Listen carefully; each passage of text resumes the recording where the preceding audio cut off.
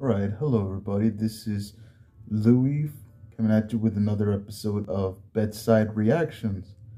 This time we're going to look into something that I'm pretty sure almost nobody has covered, so hopefully I'll be the first to do so, but it's a song called First Kiss by an artist called Richard Smith. This is around the area of smooth jazz, and just quick 5-second story. Guitarist, when I first started being a guitarist and looking stuff up, I found this company called Lick Library. They have a bunch of different stuff, mostly in rock music, but they also had some for jazz, and I've always been super interested in smooth jazz ever since I was a little kid. So I ended up, this Richard Smith ended up being one of the instructors for one of those videos, and I never watched the full video until many years later, but I heard his performance in that. And it took me a while and a bunch of comments, searching through the comment section of that particular performance from that company video. But I found the name of the actual song, like where it originally came from, because it wasn't part of the DVD. It was just like a title performance. And it's called First Kiss. So if you're a fan of jazz like me, smooth jazz like me, then you're going to love this. And I've been trying, I hope, to put more of a spotlight on smooth jazz and not just have people dismiss it, you know, just because it is calming, it is quote-unquote elevator music, even though I hate it when people call it that. But it's music at its core, and it's very beautiful melodic music. So without further ado, let's get to it.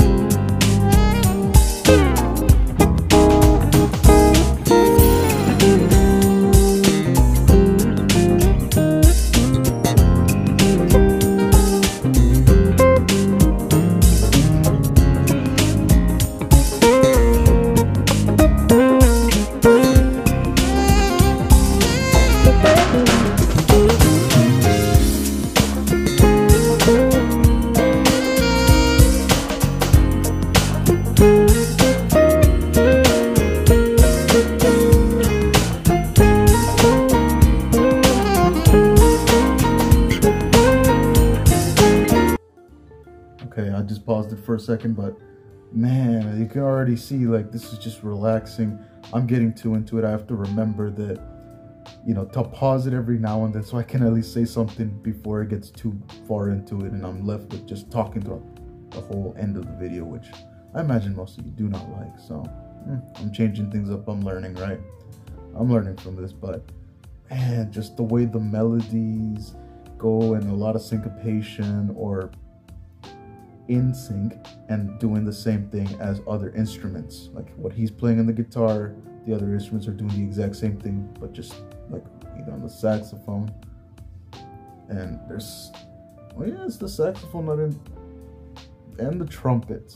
I'm pretty sure there's a trumpet there, because I'm a huge fan of trumpets too, especially for this particular genre, for smooth jazz or jazz in general.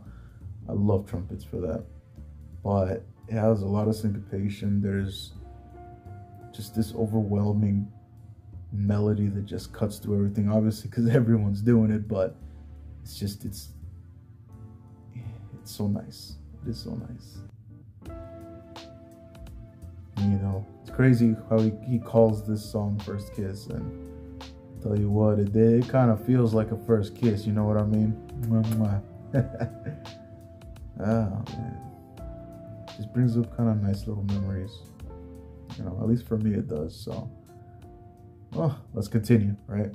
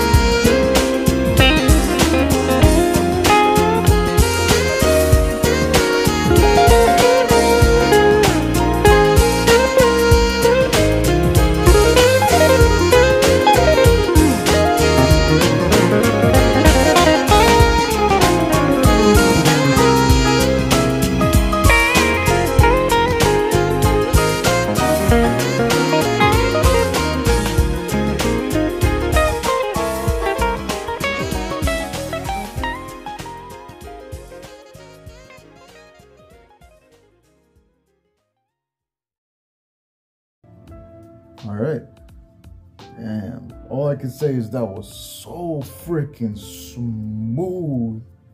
Like, so smooth, man. Like, I wish I could play guitar like that. I really do. It's just something, I don't know, something for me personally that I've always been drawn to when it comes to the smooth jazz genre. And especially when it comes to like the trumpet, the guitar, the saxophone, like just everything about it is just, I feel so tied to it. I can't explain any more consistently or deeper than that, other than I just feel so tied to it. You know, especially when he plays all these cool, like smooth jazzy licks, that beautiful melody, and even when he's playing, there were parts towards that second bit after I played it back from the first pause, where he was just doing some chromatic stuff, and his basically chromaticism is just going in between notes, you know, notes that aren't necessarily within the scale of that song. But it's just, I want to know how they do that. I've seen countless hours of footage of like all the techniques that they do, and some of them, the chromaticism that goes behind it. And I'm like, how do you know when it's the right time to put it in, to put in that particular note, or to play it? But it's just, my failures aside, oh man, all I could say is this was so clean, man, so smooth. The tone of that guitar was just, it was beautiful. It was sexy. Let me say that again. The tone of that guitar was sexy. And if you don't think so, then something's heavily wrong with you, because that guitar tone was sexy. But, oh man, that was beautiful. Hey, Richard, if you ever, either you or your people ever see this video, hey man, just know you got a young fan up here. A young 20-something over here, and I've been listening to this track, to this song, since I was a teenager, back in the freaking early 2010s, or heck, even around that area. So just know you've had a fan for a long time, and a young fan for a long time, and keep making music like this, brother. This is beautiful, man. This is beautiful. And if you ever make a video talking about how you get your guitar tone, please put it out there, because I want to know. I'm pretty sure there's hundreds, if not thousands, or hundreds of thousands of people that would like to know how you get your tone. All right? But dang. That'll be it for this episode of Bedside Reactions. Don't forget to like and share, and also hit the notification bell to be notified of the most recent uploads. Because I've been saying like before, I'm trying. So, bye.